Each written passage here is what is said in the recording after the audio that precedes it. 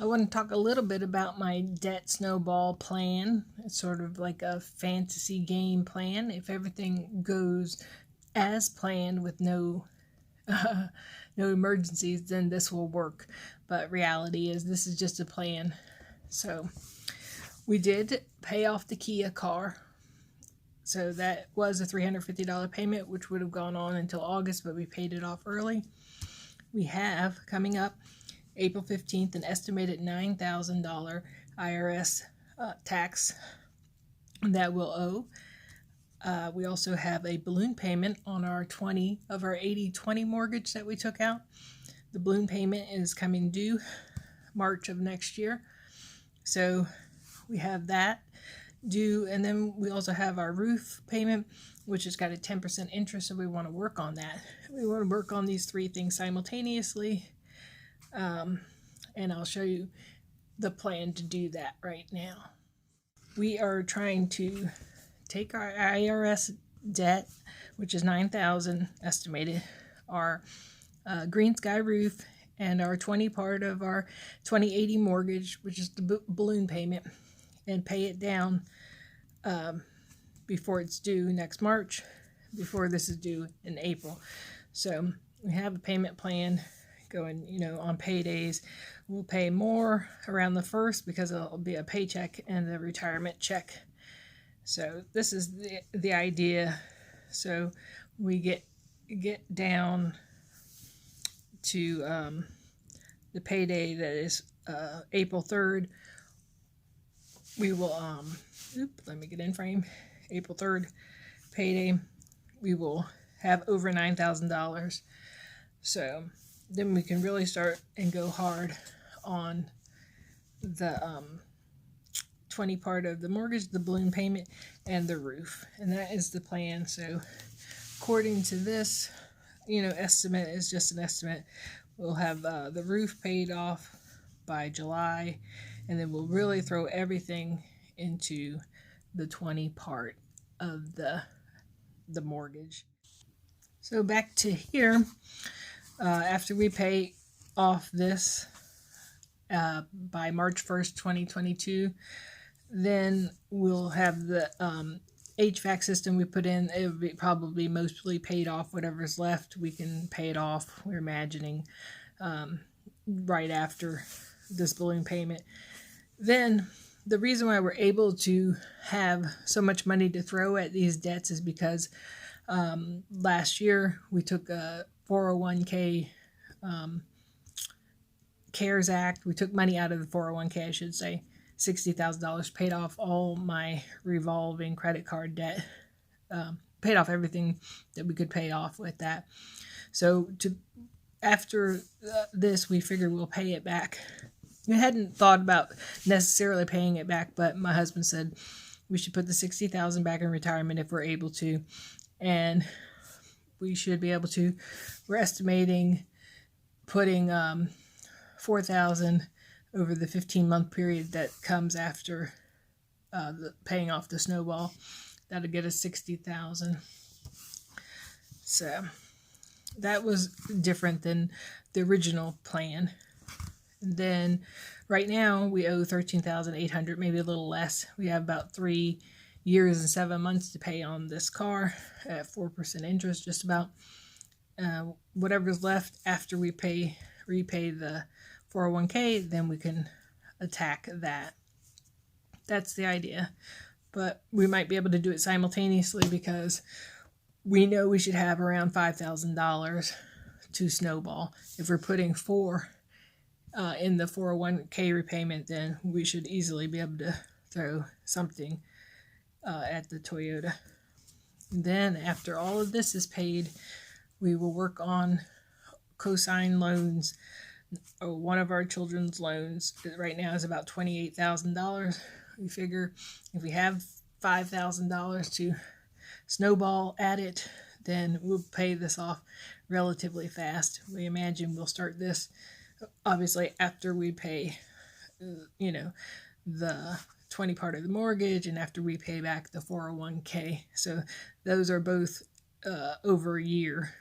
So we start on these cosign loans. My husband is hopeful that our child will have taken over their own payments, but we would love to get rid of this. After that, then we'll go with emergency fund, fully funded one for 6 months, and then work on our 80-20, 80 part of the 80-20 mortgage. My husband says it doesn't make any sense to pay it down to zero if we're going to sell it, but that's an idea. Then he said he'll pay his own credit card out of his own money that he gets on payday. So this is just a sort of number with the house and without the house. So this week, this payday, our Snowball is being divided up. We're getting 1,000 in the IRS, 2,000 toward the roof, green sky, an extra 1,000 toward the mortgage, the 20 part. The payment is regularly $557. Put an extra 1,000, and the HVAC just gets its normal minimum payment. And so I'll write the new balances when I get them. I know IRS will be 8,000. Our paycheck budget this week, my husband's amount that he gets is $700. Last week, someone asked me, does your husband just get $750 to spend? And I explained in the comment that, he was before COVID-19 traveling up to Northern Virginia and just gone and living up there part of the week and coming home on the weekends. So now he's just using his money to stockpile it for other things that we need. Then we have health care for one of my children. I get gas and some spending. I paid $19.40 to my Navy Federal Visa, which did have a lot of extras in it. That's why this was high.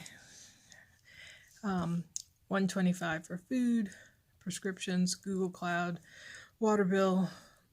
That equals $32.04. And then we had carryover. My daughter contributed toward her health care. We're still waiting for an Easy Pass to go through. Got to have it in there. And one of the student loans didn't go through yet. Then we have next week's, since we refinanced the 80 part of our 80-20 mortgage, we won't have a payment on that. We have $557 going to the 20 part, $125 for food, our HVAC bill $109, the roof $180,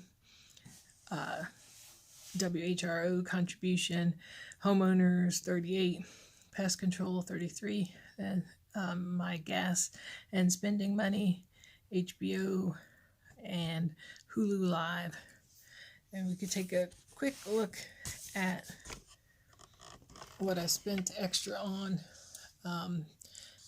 Going to the grocery store, extra cost money. Got some stuff from Hot Topic with my Hot Topic cash. Ordered some stuff from Wayfair.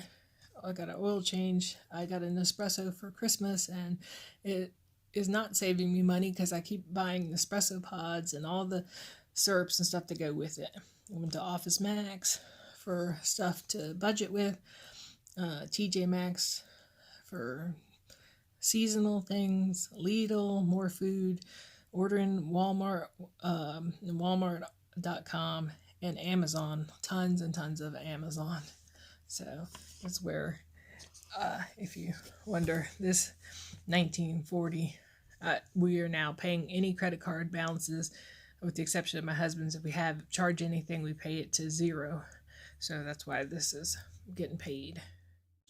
I just want to say that this is from 2 years ago, coming up 2 years ago in March, and I had done a debt update, and I don't know, our total said over 93,000, and I know that this wasn't right because I was underestimating the cosign loans by $15,000.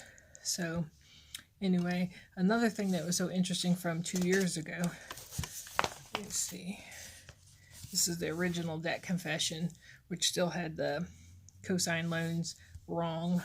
It had all of these credit cards, and when I 2 years ago, February, be 2 years ago, when I was trying to write all of my expenses, doing very detailed accounting. I had so many expenses, so many credit cards, that I couldn't fit it. I couldn't fit it in a regular budget book. I'm writing this as in the expense tracker section. So it's a great improvement to be able to fit this on one page now. Thank you for watching. If you got this far, I appreciate it. I've been a little sniffly and this video was a little long, so I appreciate you following along with our journey. If you want to see more, like, subscribe, and comment. Thanks.